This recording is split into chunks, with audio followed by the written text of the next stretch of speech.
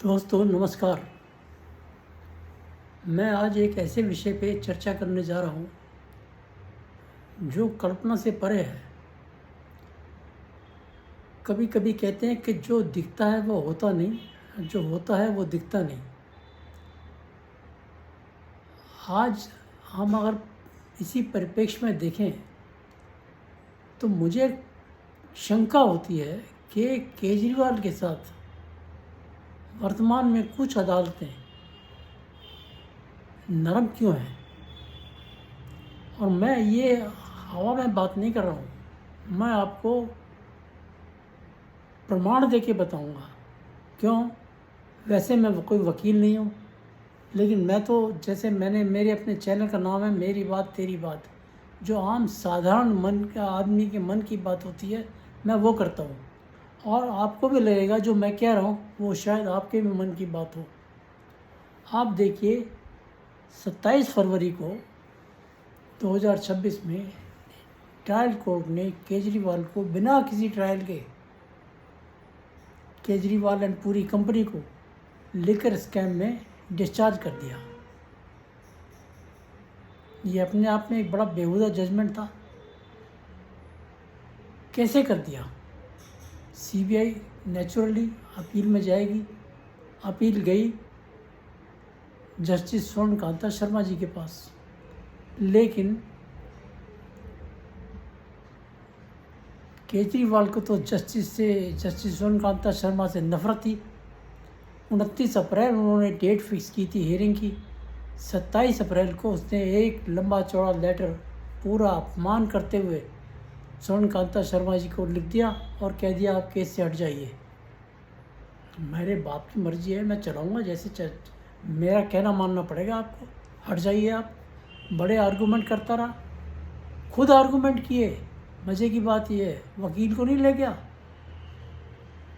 खैर एनीवे 4 मई को उन्होंने फैसला किया था कि अंतिम हियरिंग करेंगे इस बारे में, लेकिन उन्होंने फिर वो 14 मई को वो केस से हट गई। और लेकिन उसके पहले अरविंद केजरीवाल ने और उसके साथियों ने मिलके एक सोशल मीडिया पर, यूट्यूब पर एक जैसे कहते हैं सिनिस्टर कैंपेन जस्टिस स्वर्णकांता शर्मा के खिलाफ चलाया। और उसके लिए उन्होंने 14 मई को क्रिमिनल डिफेमेशन प्रोसीडिंग्स चालू कर दी।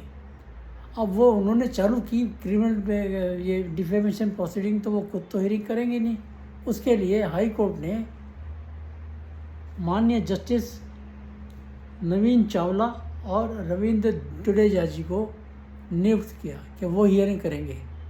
अब 14 मई को ये वाक्य उन्होंने इनिशिएट किया तो इन दोनों को 19 मई को इन्होंने हियरिंग की, पहली हियरिंग। उस हियरिंग में क्या किया, उसको 30 दिन का टाइम दिया अपना जवाब सबमिट करने के लिए। 30 दिन का टाइम। और टाइम क्या मतलब, नोटिस दिया और डेट फिक्स की 4 अगस्त। आप डेट्स को नोट कीजिए, 19 मई और 4 अगस्त। कारण जून का महीना तो पूरा 1 जून से 31 जून तक हाई कोर्ट की छुट्टियां थी। उसमें उस पीरियड में जून के महीने में 4 हफ्ते पूरे हो रहे थे। लेकिन उसके बाद भाई जुलाई में तो डेट दे सकते थे, जुलाई भी पूरी टप दी, अगस्त की डेट दी, 4 अगस्त की। 4 अगस्त की डेट देने के बाद वो तो निश्चिंत बैठा था, मुझे पता था कुछ नहीं होगा इसका, ये कुछ नहीं करेगा।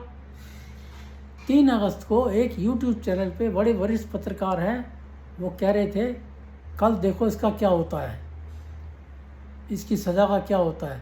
मैंने उनका कमेंट लिखा कुछ नहीं होगा, 1 महीने के लिए एडजॉर्नमेंट हो जाएगी। और वही हुआ। 4 अगस्त को आप ये देखिए जाके बेशर्मी से कहता है I have not received the material on the basis of which the case has been registered against me. आप बतलाइए, जज साहब ने 4 हफ्ते का टाइम और दे दिया दोनों जजों ने, और डेट फिक्स कर दी 21 सितंबर की। मतलब 50 दिन का टाइम और मिल गया उसको, भाई को। अब ये सवाल ये आता है कि वो जो मटेरियल कह रहा है कि मेरे को मटेरियल जिसके बेस पे मेरे को जवाब देना था वो नहीं मिला, वो क्यों नहीं मिला? वो काम किसका था मटेरियल देने का? जजवा काम तो नहीं था। वो काम तो रजिस्ट्री करती है, रजिस्टर ऑफिस करता है। रजिस्टर ऑफिस ने क्यों नहीं किया? 4 अगस्त को हाई कोर्ट के जजेस रजिस्ट्री को डायरेक्शन दे रहे हैं कि इसको मटेरियल सप्लाई करो सारी पार्टीज़ को। जबकि मैं बताऊं, गूगल बाबा आजकल सब कुछ बता देता है। ये लोग ये सोचते हैं कि लोगों को कुछ पता नहीं चलता, लेकिन सब कुछ वहाँ पे निकल जाता है। गूगल सर्च में मैंने देखा क्या कहता है वो, ये मटेरियल सप्लाई करने के लिए वो कहता है, मैं पढ़ के सुनाता हूँ आपको। मैंने कोर्ट और जज इशूज नोटिस समन्स और process to an accused, the court registry और the prosecuting agency is required to provide copies of relevant core documents such as complaint, police report or case diary elements relied upon so the accused can understand the case and defend himself. अब बतलाइए, है ना बड़ा साफ? Registry was supposed to supply those documents. They have not done. Who is responsible? कौन जिम्मेदार है? क्या high court के चीफ जस्टिस इसके ऊपर एक्शन लेंगे? लेना चाहिए या नहीं लेना चाहिए? ये कहलाता है फेवरेटिज्म। उसको उसको उसके उसके खिलाफ नरम रवैया, ये कहलाता है। इसलिए मेरी शंका निराधार नहीं है, ये मेरा मानना है। ये पहले तो आपने 1.5 महीने 2 महीने का टाइम दे दिया उसको, 19 मई से 4 अगस्त, वो भी बेबुनियाद था, गलत था। अरे भाई तुम किसको, मतलब ये मैं तो खूब देखता हूँ राहुल गांधी के डिफेमेशन केसेस 12-12 साल से चल रहे हैं। अरे ये डिफेमेशन केस जस्टिस सोन कांता शर्मा का है, आपकी कोलीग का है। आपको इसके अंदर इतना लचीला रवैया अपनाना चाहिए। You should be highly alert, top priority पे केस को लेना चाहिए। अगर आप उसकी परवाह नहीं कर रहे, उसका मतलब है कि there is something wrong within the high court. मैं तो यही कहूँगा, देयर इज सम राइवलरी है क्या जो आपने उसको इतना लंबा टाइम दिया। और सबसे बड़ी बात आपको बताता हूँ, जस्टिस सोन कांता शर्मा से केजरीवाल को खुंदक क्यों थी, मैं बताता हूँ आपको। जस्टिस सोन कांता शर्मा ने 8 अप्रैल 2024 को इसकी बेल एप्लीकेशन रिजेक्ट कर दी थी और इसकी गिरफ्तारी को वैध ठहराया था, जिसके लिए हाई कोर्ट में गया था और सोन कांता शर्मा जी ने इसकी हियरिंग की थी। 12 जुलाई को यह अपील में चला गया सुप्रीम कोर्ट। लॉर्ड कौन थे उसके वकील? अभिषेक मनु सिंघवी। अब कुछ बातें इंटरप्रेट की जा सकती हैं बस। 12 जुलाई 24 को जस्टिस संजीव खन्ना और जस्टिस दीपांकर दत्ता ने इंटरिम बेल दे दी। इंटरिम तो मतलब 2 साल से इंटरिम चल रही है, मतलब 50 साल तक इंटरिम चलेगी। और 3 मुद्दे बना दिए कि जी ये तो कॉन्स्टिट्यूशनल इश्यूज़ हैं, इनके ऊपर कॉन्स्टिट्यूशन बेंच फैसला करेगी। भाई तुम कॉन्स्टिट्यूशन के वहाँ पर रखवाले किस लिए बैठे हो? 2 जज मिलके संविधान की ऐसी व्याख्या कर सकते हैं कि राष्ट्रपति को आदेश दे सकते हैं। आप इसकी गिरफ्तारी वैध है या नहीं, इसको लेके कॉन्स्टिट्यूशन बेंच के पास जा रहे हो आप। ये है सेटिंग, इसको कहते सेटिंग। और सेटिंग क्या है? 2 साल से बेंच नहीं बनी है, कॉन्स्टिट्यूशन बेंच। ये है सेटिंग। जो मेरे को नहीं पता अदालतों में क्या होता है, लेकिन registry plays a very important role in listing out the cases before the judges, before the benches, before the chief justice. 2 साल से बेंच नहीं बनी है। ये है गोलमाल। इसलिए मैं कहता हूँ कि प्रत्यक्ष तो दिखाई देगा नहीं, लेकिन अप्रत्यक्ष तो दिखाई दे रहा है। हर किसी को दिखाई देगा, हर कोई मेरी बात से एग्री करेगा कि हाँ गोलमाल किया। इसको तो मतलब जस्टिस नवीन चावला जी और जस्टिस रविंद्र जडेजा जी की नज़र में मुझे तो नहीं लगता कि जस्टिस स्वर्णकांता शर्मा जी के लिए कोई मान सम्मान है कि नहीं। वो तो और जून के महीने में क्या किया, रोस्टर भी बदल दिया गया। रोस्टर बदल दिया गया और MP MLAs की जो है केसेस की हेयरिंग करती थी जस्टिस स्वर्णकांता शर्मा, वो उनसे हटा लिए गए। वो अब मनोज जैन जी को दे दिए गए। अब मनोज जैन जी भी वो जो CBI की अपील थी वो लुक इनटू कर रहे हैं। उन्होंने पहले डेट दी, उन्होंने भी 19 मई को हेयरिंग की थी, 19 या 24 मई को उन्होंने डेट दे दी 16 जुलाई की। क्यों?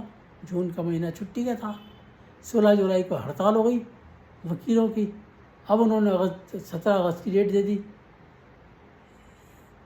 केसेस लंबे डेट देने से नहीं निपटेंगे। 4 दिन पहले अपने लॉ मिनिस्टर ने पूरा डाटा दिया है। 10,000 केस तो सुप्रीम कोर्ट में 10 साल पुराने पेंडिंग है, उसके 20 साल 30 साल पुराने पता नहीं कितने और पेंडिंग है। हाई कोर्ट में केस 10 साल पुराने पेंडिंग, 20 साल पुराने पेंडिंग केसेज है। ऐसे लंबी डेट देके तो पेंडिंग ही नहीं गए। और अरविंद केजरीवाल मौज कर रहा है। क्या कह रहा है आज आपने सुना होगा, उसने कहा है कि CJP के लोग मोदी को ठोकने आए थे। ये शब्द को ध्यान दीजिए आप, ठोकने नहीं आए थे। वो कह रहा है मारने आए थे मोदी को। उसका कहने का मतलब यही है, मोदी को मारने आए थे। ऐसे आदमी के लिए अगर कोर्ट ढीला ढाला रवैया अपनाएंगे तो क्या काम चलेगा। ये तो एनआरकी तो पहले ही फैला रखी है और अब आप उसको और बढ़ावा दे दोगे। तो बस मुझे अपनी बात में आज इतना ही कहना था कि कोर्ट्स को कुछ सख्त रवैया अपनाना चाहिए। और अब की बार वो फिर मैं आपको फिर बता रहा हूँ, वो 21 सितंबर की डेट में भी कहेगा we did not get sufficient time to go through the voluminous documents. My lord 1 महीने का टाइम और दीजिए। ऐसे ही चलता रहेगा बस। ये तो जब तक एक्स पार्टी हेयरिंग का इसको डंडा नहीं पड़ेगा, जब तक का मामला सुलझेगा नहीं इसका। तो आपको मेरी बात शायद ठीक लगेगी, और ठीक लगे तो इसको शेयर कीजिए।